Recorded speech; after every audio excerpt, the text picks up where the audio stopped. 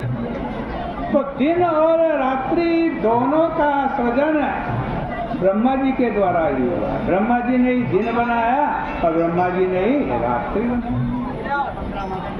दोनों एक दूसरे के पूरक हैं। दोनों का समुचित सदुपयोग किए जाने पर दोनों ही समान रूप से कल्याणकारी है। जितनी कल्याणकारी दिन है उतनी ही कल्याणकारी रात्रि भी है।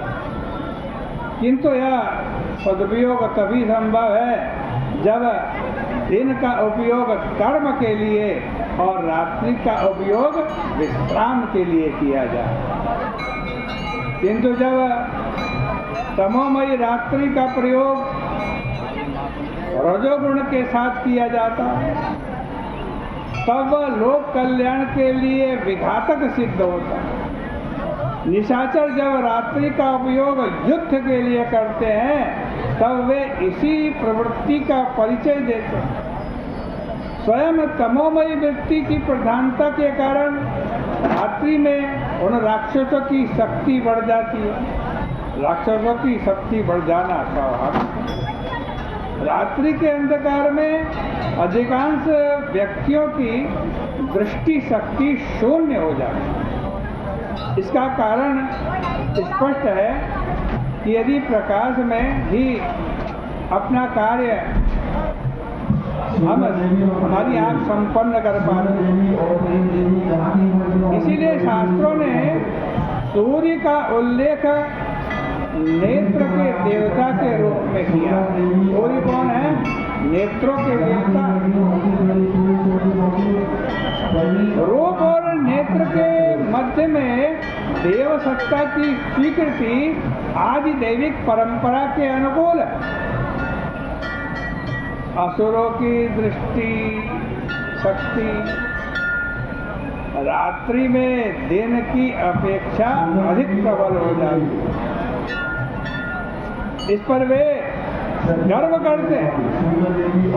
किंतु इसके द्वारा यही सिद्ध होता है कि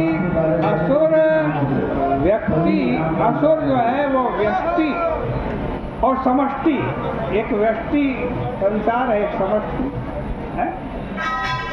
व्यष्टि हमारे अंदर मनुष्य का पिंड, मनुष्य तथा पिंडे तथा ब्रह्मांड, जो हमारे शरीर में वही ब्रह्मांड है।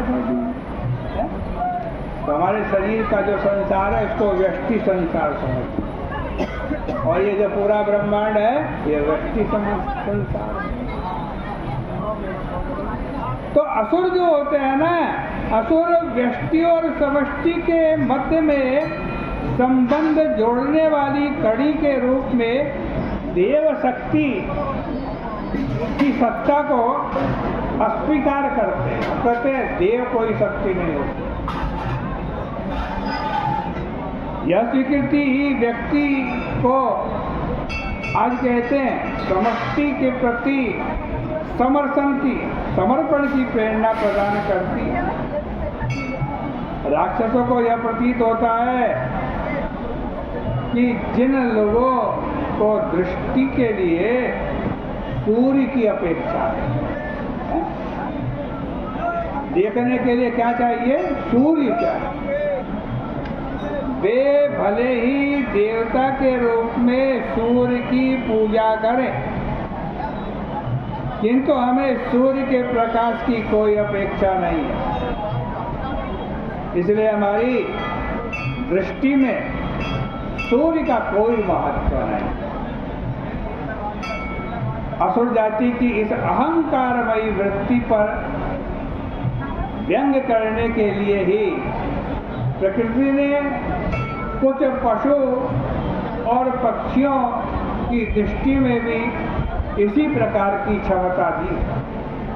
अनेक हिंसक पशु रात्रि के अंधकार में भली भांति देख पाते हैं। पक्षियों में भी जो उल्लू है वो इस प्रकार की क्षमता के लिए प्रसिद्ध है। कहता उल्लू को रात में दिखाई दे, और उल्लू मूर्खता का प्रतीक है। उसको मूर्खता के प्रतीक के रूप में जाना जाता है। हम किसी को मूर्ख बनाते हैं ना, तो क्या कहते हैं, उसको उल्लू बनाते हैं। रात्रि में न दिखाई देना प्रकृति की कृपा और उसके संकेत दोनों का परिचय है। इसके द्वारा प्रकृति जहाँ दृष्टि को विश्राम प्रदान करती है, वहाँ उसे सो जाने का भी संकेत देती है। असुर इस प्रकार की सारी मान्यताओं का विरोधी है। यह प्रकृति की सारी क्रियाओं का नियमन अपनी इच्छा के अनुकूल करना चाहता है। कौन? असुर। असुर क्या चाहता है? सारी प्रकृति हमारी इच्छा के अनुकूल चले। उसका व्यष्टि अहंकार इतना प्रबल होता है कि सारी समष्टि चेतना को पराधीन बनाकर उसे अपने इच्छा के अनुकूल चलाने में उसे गौरव की अनुभूति होती है। प्रकृति को पूरी तरह से पराधीन बनाने की आकांक्षा ही अंत में उसके विनाश का हेतु बन जाती है। प्रत्येक व्यक्ति के जीवन में व्यावहारिक अर्थों में भी इसका साक्षात्कार किया जा सकता है। भले ही राक्षस जाति के समान प्रत्येक व्यक्ति के लिए अंधकार में देख पाना संभव न हो, पर सूर्य के अस्तंगत होने के बाद भी वह प्रकाश के अन्य माध्यमों से कार्य लेकर दृष्टि शक्ति का विस्तार कर सकता है और उस प्रकाश में दिन की ही भांति कार्यों को संपन्न करने का वो दावा कर सकता है। पर इस प्रयास का अतिरेक अंत में स्वास्थ्य और दृष्टि दोनों के लिए विघातक सिद्ध होता है। इसका तात्पर्य यह है कि जब व्यक्ति में आसुरी वृत्ति की प्रबलता होती है, तब प्रारंभ में उसे अत्यधिक सफलता प्राप्त होती है, किंतु अंत में उसका विनाश अवश्यंभावी है। लंका के युद्ध में भी यही क्रम दिखाई देता है। प्रदोषकालीन आक्रमण में निशाचर सफलता प्राप्त करते हैं। वानर सेना उनके आक्रमण से संत्रस्त हो जाती है। श्री गोस्वामी जी ने सायंकाल युद्ध का वर्णन इन शब्दों में किया है।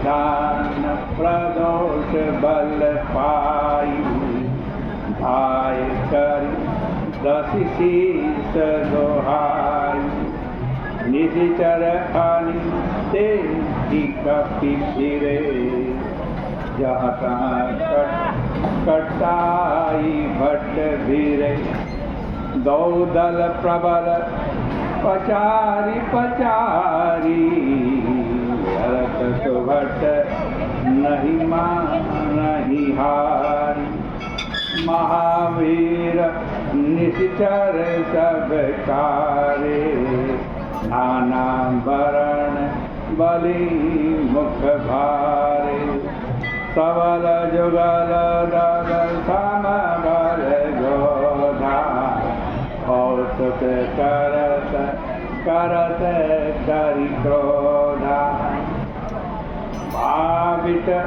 प्राविट शरद पयोध घनेरे, जरत मनौ मारुत के प्रेरे, अनिप अकंपन अरु अतिकाया, विचलत सेन कीन इन माया, भयउन्निमिष महा अति अंधियारा, वृष्टि होई रुद्रोपल छारा, देख निबिड़ तुम दसहु विधि जिसी,